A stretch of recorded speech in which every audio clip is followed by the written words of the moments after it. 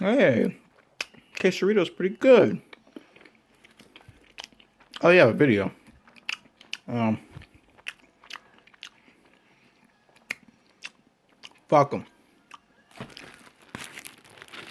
Gonna enjoy my damn quesarito.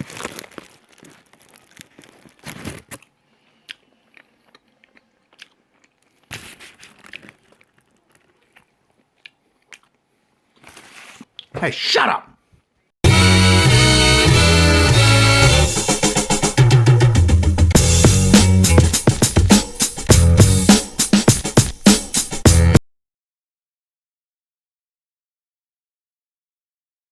Video games nowadays are such shit sometimes, you know, guys?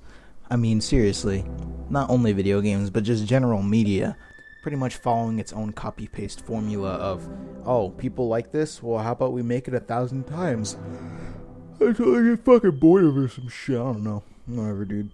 Money is really important. And because of this, I usually try to avoid getting out of the hype train and such like that, because I feel like it's not really a productive use of my time, nor do I really want to really get behind the hype, because fuck it, it's too... But anyway, because of that, I realized that there's possibly some gems and maybe just complete fucking rabbit shits of turds and balls that I missed. So I'm starting this series called Late to the Party or whatever, pretty much going back and going in, observing games at their quality for what they are without hype and being pressured into it. Although I will take other viewpoints into consideration into account. So without further ado, let's get started.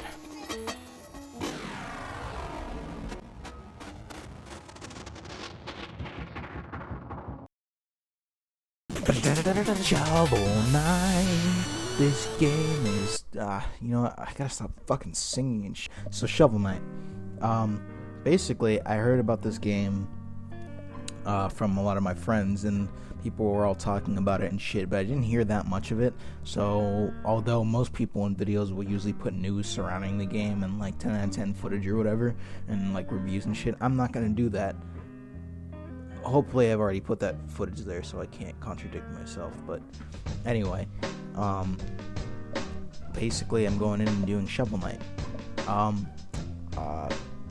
What can I say about this game already from my first impressions?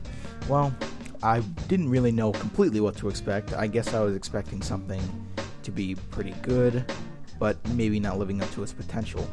But now that I've played and almost beaten the game and gotten through most of it, I can say that it is actually way past that expectation, guys. And now, if you haven't done so already, promptly give Yacht Games all of your money. But, basically from my first points of playing the game, I was pretty much not really sure what to think. Probably just a generic side-scrolling game. Haven't seen those in a while, I guess, since the 80s or 90s and shit, or whatever fucking time period they came out. I really don't care. But I was pleasantly surprised. The first level treats it like a Mega Man X aspect, sequelitis. So, basically, they don't really tell you much. All they sell you is Shovel Knight's story and Shield Knight's story, and you're thrusted into the game, and it's like, wow, yeah, look at that. It's fucking sick, actually. And you're like, what do I do? Which buttons do I use? Probably these ones. Maybe those. Yeah, but yeah, so WSD to move, forgot whatever the fuck to jump. You're going through the first level, and the first level is pretty easy, what you'd expect from a side-scroller, but it surprisingly teaches you to a lot of new aspects in the game that will be used later on. The whole thrusting mechanic that pretty much Shovel Knight's signature move, although Black Knight can use it too, but he does like a quick thrust and not like a slow falling one like Shovel Knight does. See, the story of Shovel Knight is basically, if you figure that out already, is I'm not going to explain it to you because the game came out like 2-3 years ago, something like that. It's basically as generic as you can believe it. And I guess I can't completely spoil the game since I haven't finished it and I don't remember, because I think I spoiled the ending for myself, but you know, yeah. So, because of that, basically you're thrusted into this world and you have to stop the Order of No Quarter, I think that's what it's called. Yeah, the Order of No Quarter, let's just go with that. or whatever the fuck it is. I'll insert whatever it is later. But that's basically the whole point. Trying to stop this evil bitch, empress, sorceress bitch. Fuck. Shit. Yeah. And you're going through and you're stopping her. The one thing that I really, really like about this game is the fact that the controls, although can be a little bit, I wouldn't say floaty, but they do feel a little bit on the lighter side. And that's good for this type of platforming. The platforming actually does get fucking ridiculously shit fucking hard for some reason. I don't know why. Well, I do know why, because the game is good. See, there's something in game design called difficulty. And I don't know what, because it's the year, it's the current year, right? I don't know if it's because of that, but games just are either too easy or too hard. They cannot find that hefty medium point. Hey, listen to this.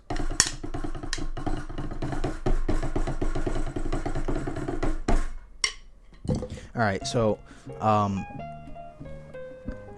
yeah, there's a lot of difficulty in this game. Surprisingly, a lot of the things that happen, I was not too, how would I put it? I guess I would say interested in. Although, after I fought the first boss, Black Knight, you realize that the game is pretty much only going to go up and up, especially when you start going to King Knight stage and Spectre Knight stage. Now, King Knight is just fucking dope. You go in, you're going through a stage, you listen to that fucking dope-ass music.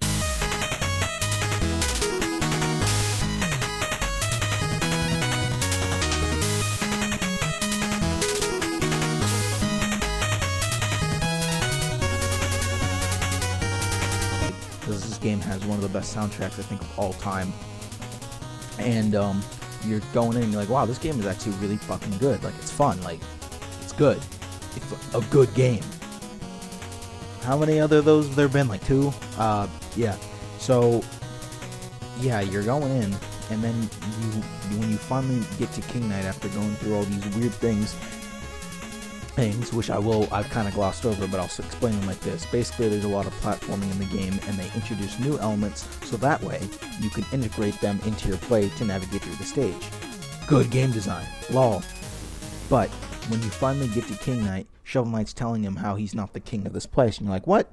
How's he not the king? He's got a crown. He's made of gold. Dude's got a cape. No, come on. But you're going in and he's saying like you're nothing more than a decadent dandy, and then all of a sudden you're like, oh, what the he's like, silence, I'm about to fuck you up, right? He's like Shofu. He's like, I'm about to beat your ass. And then it's just like, wow, this is gonna be fucking sick boss fight. And then he fucking kicks your ass and you're like, what the hell? This game is actually, Jesus Christ, you have to train for this. And then you go back in a second time, you do all that bullshit, and then you come back, and then the music's like,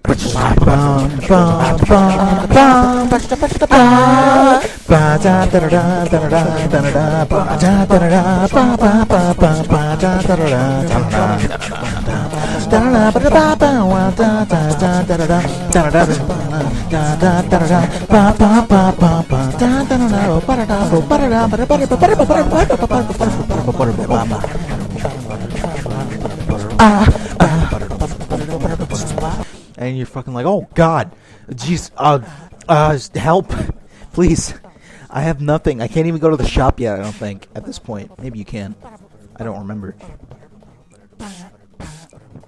Yeah, maybe. And then you go back in, you finally beat him, and you're like, wow, you feel so accomplished. That's your first boss fight that you actually won. And then you're like, there's 7 more of these?